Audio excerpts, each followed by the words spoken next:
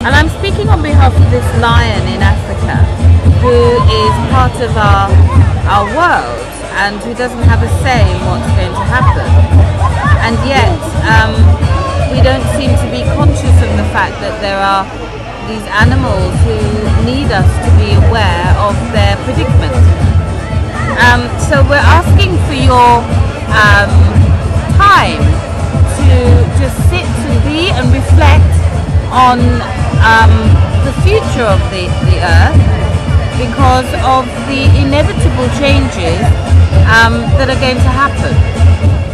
I try to be green as I can, but it's quite difficult. Well, I recycle things, and you know, like I recycle everything that I can actually, like all the glass and the wood and the bottles and plastic and everything, you know. But I have this idea. I work with digital media, and I'm doing research in digital media at university. If we, with a lot of green technology for energy production, it can come down to a sort of a local level. It's not a huge network anymore. It's not as hierarchical. Smaller centres can have their own energy production, and it's affecting a lot of people. The dry season is affecting a lot of people, especially from African countries, where there's no rain for like 4 or 5 years. And that's killing a lot of animals, and people are losing their livelihood. The farmer will employ certain people to do the work for him or for her. So when these people get illnesses and diseases, they simply suffer, and one day they die.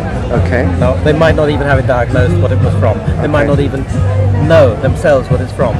Because I'm a keen cyclist, but because of cars, it's actually quite dangerous. There's not often an accident between two cyclists. why are you so strongly vegetarian? Because if you eat animals, it's cruel. And if you like to get and why should you eat animals then? This is not you.